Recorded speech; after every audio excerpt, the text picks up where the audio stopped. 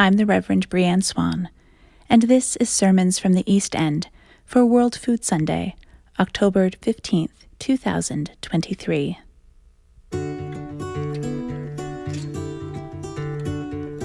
John chapter 6, verses 1 through 14, from the Message. Bread and fish for all. After this, Jesus went across the Sea of Galilee. Some call it Tiberias. A huge crowd followed him, attracted by the miracles they had seen him do among the sick. When he got to the other side, he climbed a hill and sat down, surrounded by his disciples. It was nearly time for the feast of the Passover, kept annually by the Jews. When Jesus looked out and saw a large crowd had arrived, he said to Philip, "Where can we buy bread to feed these people?" He said this to stretch Philip's faith. He already knew what he was going to do. Philip answered, 200 silver pieces wouldn't be enough to buy bread for each person to get a piece. One of the disciples, it was Andrew, brother to Simon Peter, said, "There's a little boy here who has 5 barley loaves and 2 fish. But that's a drop in the bucket for a crowd like this." Jesus said, "Make the people sit down." There was a nice carpet of green grass in the place. They sat down, about 5,000 of them. Then Jesus took the bread and, having given thanks, gave it to those who were seated. He did the same with the fish. All ate as much as they wanted. When the people had eaten their fill, he said to the disciples, "Gather the leftovers so nothing is wasted." They went to work and filled 12 large baskets with leftovers from the 5 barley loaves. The people realized that God was at work among them in what Jesus had just done. They said, "This is the prophet for sure, God's prophet right here in Galilee." Jesus saw that in their enthusiasm they were about to grab him and make him king. So he slipped off and went back up the mountain to be by himself.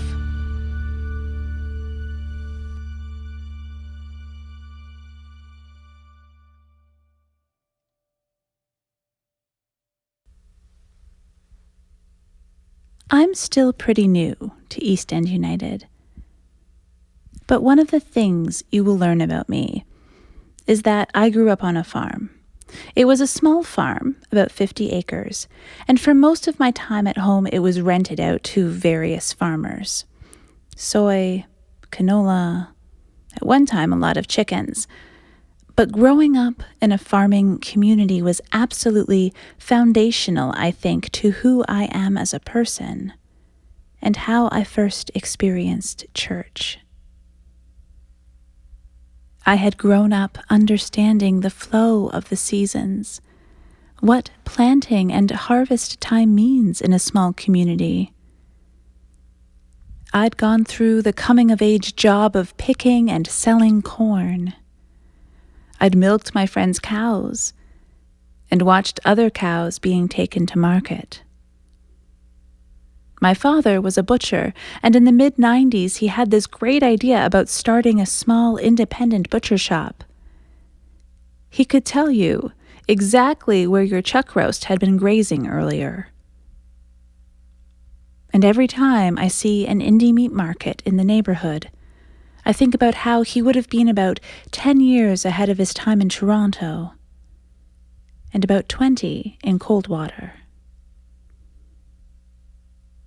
And when I moved to Toronto when I was 18, I realized how growing up in the country provided me a different relationship, I think, to land and food than some of my peers. For example, driving through farmland en route to a youth retreat, my friends were howling at what they called the stench of manure. But that just smelled like home to me.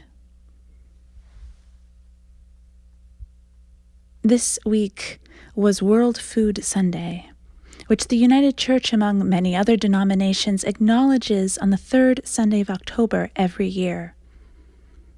However, World Food Sunday was not part of the liturgical year in any other congregation I've been a part of, and so I felt the need to learn a little bit about the background for this day.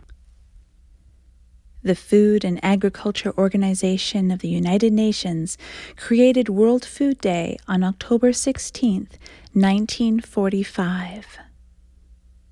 1945. That's almost 80 years ago. The goal of the FAO is to, quote, free humanity from hunger and malnutrition and to effectively manage the global food system. World Food Day events are organized in over 150 countries across the world, making it one of the most celebrated days of the UN calendar.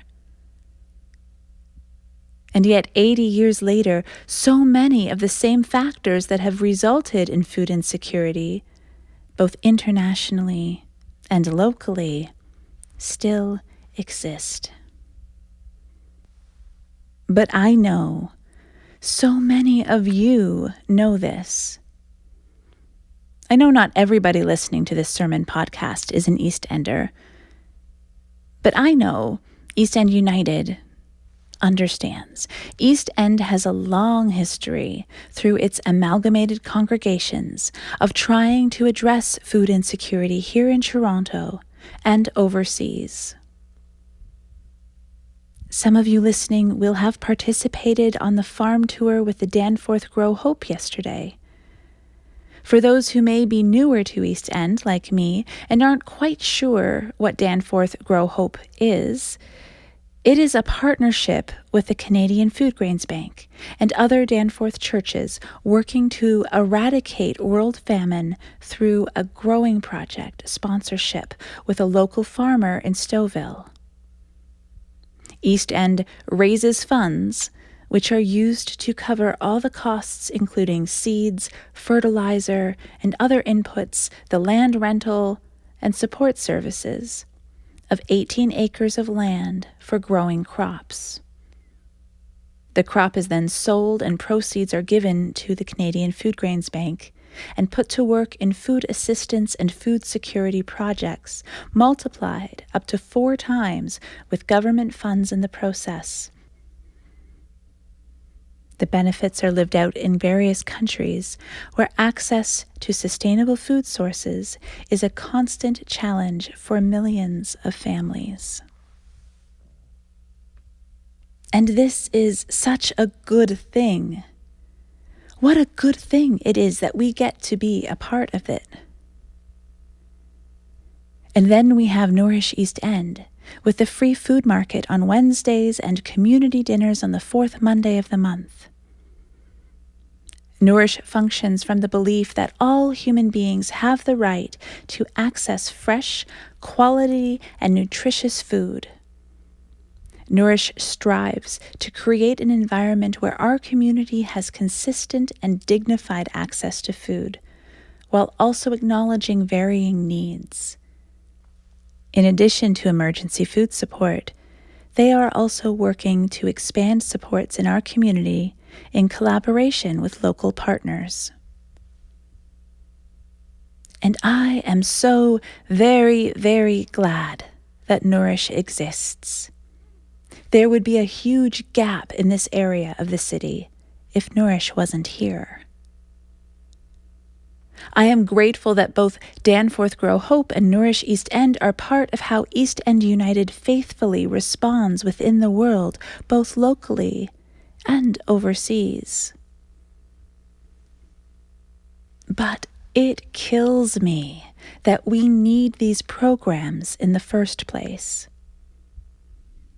It kills me that after so long we can internationally find money for weapons, but not to sustainably feed people, many of whom are hungry because of policies and practices put in place ages ago by European countries, or by climate change that is being most influenced by those across the North Atlantic. It kills me that we are still fighting over whether a guaranteed livable income is a good idea, or knowing that as housing and rental prices skyrocket, the folks who are already accessing Nourish because all of their money is going to housing, those folks are one eviction away from having no place to live. It frightens me that as charitable givings are decreasing across the country, and as organized religious institutions are declining in numbers, that the stopgaps that were put in place years ago to prop up our social safety net are finding it increasingly difficult to meet the needs of people who have been relying on these measures. I have these conversations on the sidewalk outside of Nourish on Wednesday mornings. Nourish has seen a 37% increase in the number of people accessing the free food market. Daily Bread has not been able to provide the same amount of food because they are being stretched as well. And so, is the answer for churches and other organizations to try and raise more money, more food, to try to fill the gap? Or is it time to look to our political leaders and say, we can't keep doing this at the level that is required? It is time for you to step up and do your job.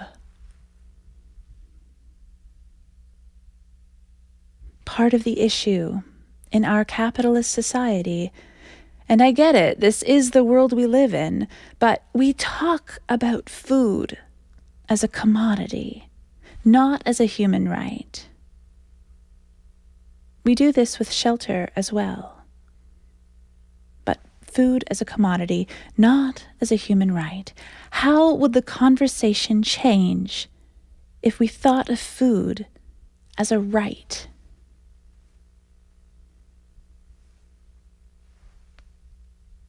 Five years ago, as part of a course called Community Engagement as Ministry at the Center for Christian Studies, I created a video with my kids that we called Examining Community Support Through Sandwiches, and I will post it in the show notes. The video breaks down in, albeit a very simplistic way, various approaches of engagement with communities about the acute needs they are facing. It lays out 4 avenues of community outreach and engagement. 1, charity. You are hungry, and I give you a sandwich. I get to decide whether you get a sandwich or not. You don't get much of a choice of which sandwich. The power imbalance is still in place. 2, education. I teach you how to make a sandwich. Hopefully you have the ingredients you need to make other sandwiches, or we learn where to go and get the ingredients. But it's still a one-sided relationship. I probably won't see you after I've taught you how to make a sandwich. 3, partnership. You've learned how to make sandwiches. Maybe you've even taught other people how to make a sandwich. And now you have ideas from your own community and your own lived experience about what would make the sandwiches better, or how to get the sandwiches to the people who need them most. And so we are starting to do something together. And then 4, advocacy. Why the heck are there people who don't have enough sandwiches in the first place? Together, informed by and in partnership with the communities affected, we advocate for a system where people have the sandwiches they need.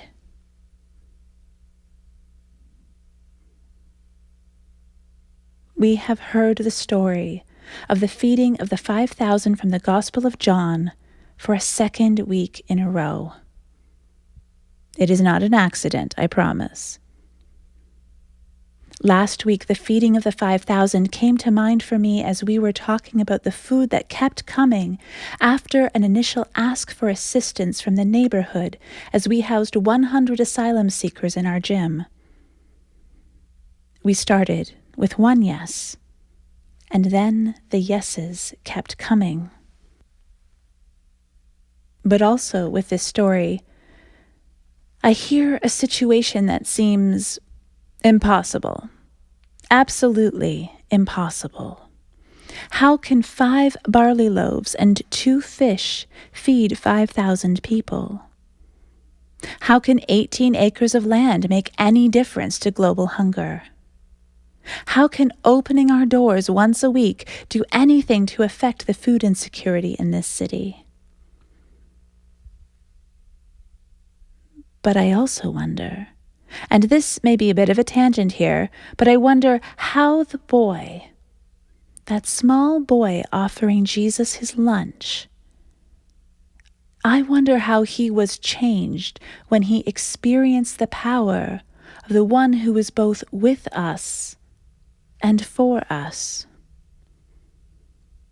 How are we changed when we say yes to any of the ways we explored on the spectrum between charity, education, partnership, and advocacy? Any of the outreach and, dare I say, worship we might experience at East End or wherever your faith community is. Are we changed? Is it for the better? For the precarious? How does it feel? Who does it feel like we are saying yes to? I hope the community I serve can keep saying yes. I hope we can do it in various plots upon the sandwich graph.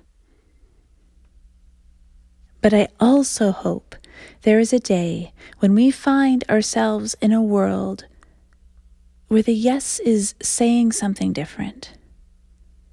That we as a collective are so changed that the idea of anybody being hungry in a world of such abundance is unfathomable. That we are changed by saying yes. And that is a part of everybody around us saying yes as well.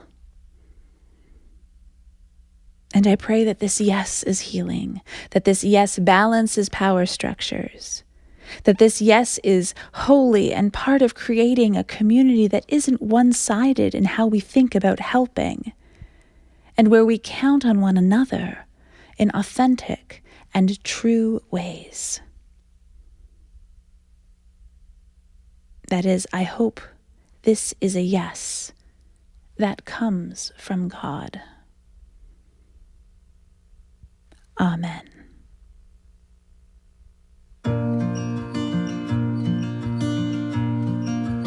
Let us break bread together on our knees. Let us break bread together on our knees.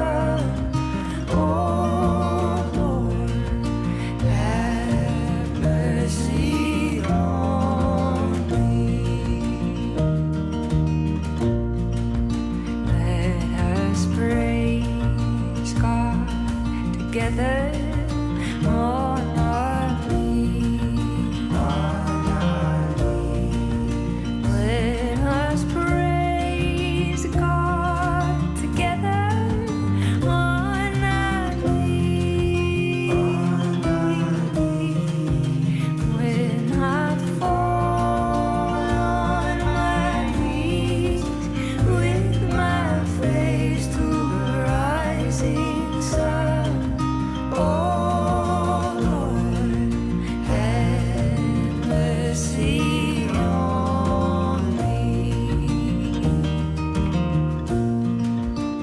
When I fall on my knees with my face to the rising sun, oh Lord, have mercy on me.